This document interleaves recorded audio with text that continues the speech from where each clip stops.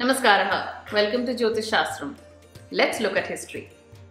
In any field, there are a few select personalities who make a profound impact. Now, this impact acts as a catalyst and boosts the development and popularity of the subject itself.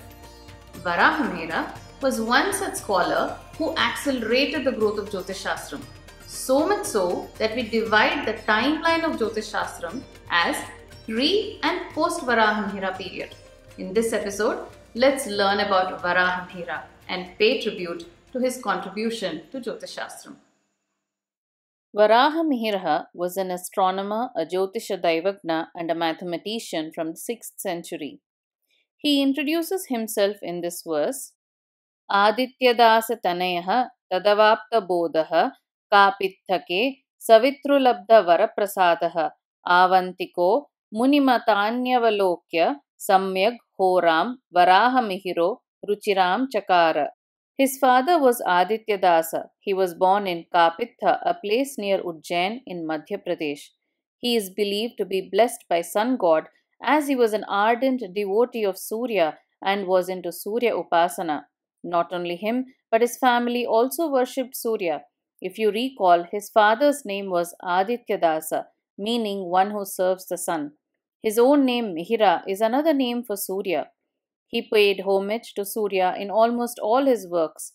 In fact, sage Bhattotpala considered Varaha Mihira as an incarnation of Surya. Even Varaha Mihira's son Prithuyashas invoked Lord Surya in his works.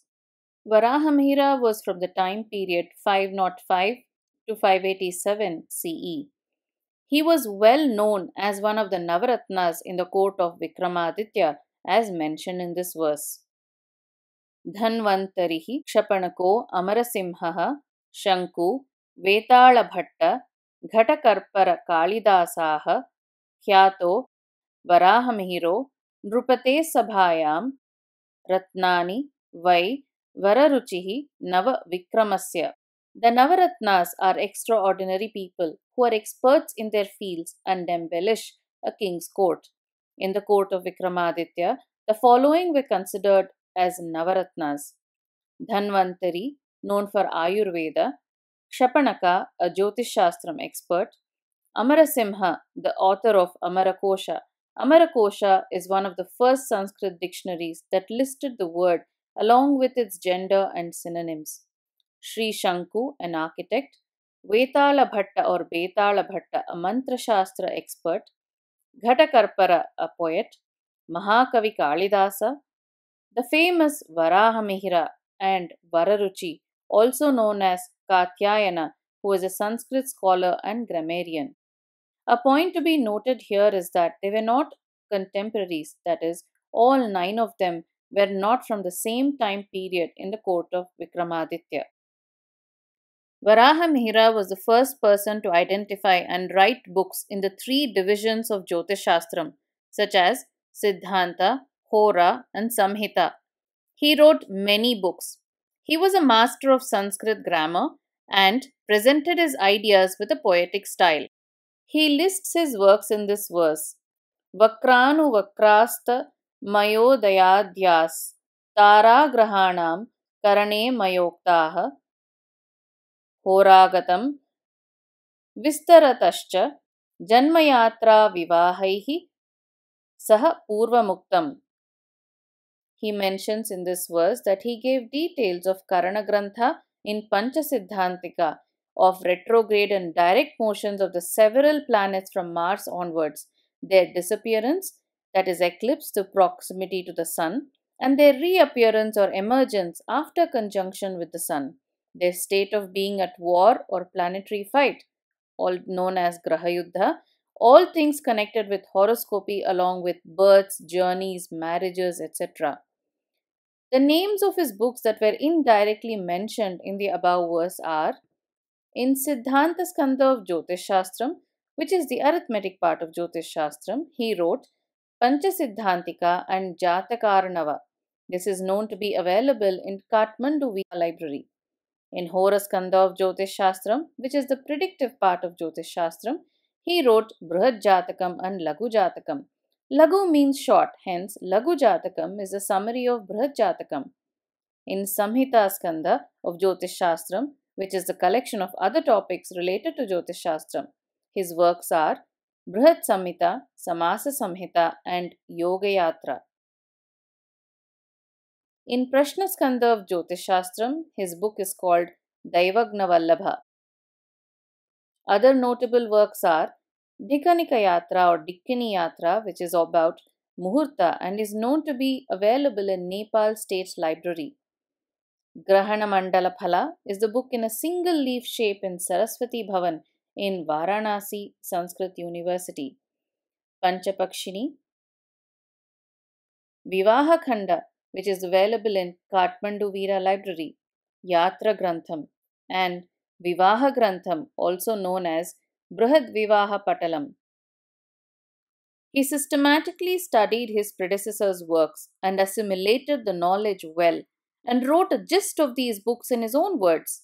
His predecessors' books were lost over time, and if not for Varahamihira, we would have lost the knowledge.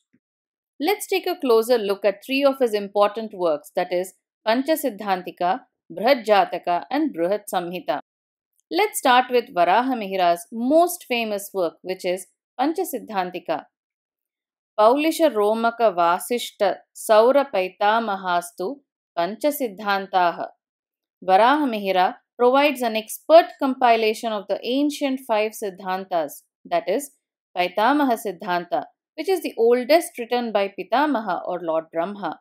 Surya Siddhanta, written originally by Maya Asura from the knowledge received from Lord Surya. Vasishta Siddhanta, written by sage Vasishtha, having gained the knowledge from Lord Brahma. Romaka Siddhanta, written by sage Romaka. Paulisha Siddhanta. One school of thought is that it is written by sage Pulastya, the grandfather of Ravana. Another school of thought is that it was written by sages Parashara and Garga.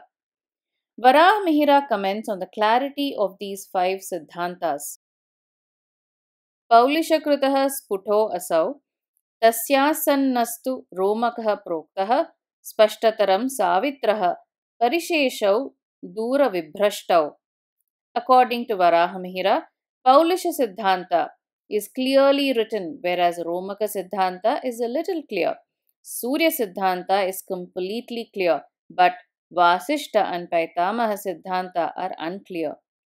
A reminder to you all is that Siddhanta part of Jyotish Shastram is about astronomical knowledge, hence, Panchasiddhantika provides a lot of insight into five schools of astronomy. The next famous work is Brihad Jataka. This book is about the predictive part of Jyotish Shastram called Hora Skandha. Hora and Hora Shastram is explained in this book. Horetya Horatra Vikalpameke Vanchanti Purvapara Varnalopat Karmarjitam Purvabhave Sadadi Yattasya Pankti Samabhivyanakti. From the word Ahoratra, the first letter A and the latter part Thra is deleted, leaving out Hora in between. As it deals with the day and nights containing Karmaphala of earlier incarnation or Purva Janmas, it is named Hora Shastram. One Hora is 2.5 Gatis, which is 60 minutes or 1 hour. This book comprises of 27 chapters with 417 shlokas and is written in a very clear and poetic format. He explains the following concepts in a detailed format: effects of planets, yogas causing death in childhood, that is Balarishta, longevity prediction, that is Ayurdaya, determining the strength of Sun and other planets, that is Ashtakavarga, and many more. There are many commentaries on this work. Prediction through Brihad Jataka is possible with a good knowledge of Navamsha Ganita. Hence, he wrote Navamsha Ganita as the book of fundamentals for prediction. This book is popular in Orissa even today. He was an expert in Greek astrology as well and can be seen by the use of many foreign words in Brihad Jatakam. It is said that during those times there may have been an exchange of knowledge between the two countries. Next is Brihat Samhita, which is considered an encyclopedic work of Varahamihira. This consists of 105 chapters with 4,000 shlokas. Interestingly, it is written as a Mahakavya than like a science. It pretty much covers almost all areas of our life influenced by planets.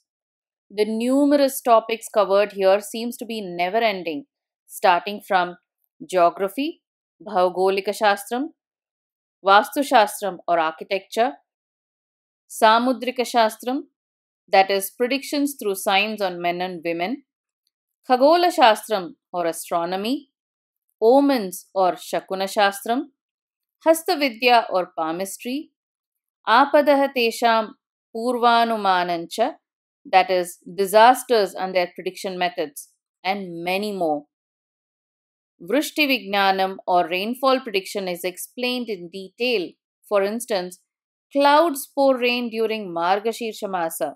Sudden rains are predicted when moon coincides with certain nakshatras such as Rohini, Uttarashadha, Purvabhadra and Uttarabhadra. In Krishi Sambanditaha Vishayaha or agriculture and Vrukshayurvedaha Padapa Vijnanancha or horticulture, he explains the graft technique of plant breeding to improve the quality of plants. It was the first time this technique was introduced.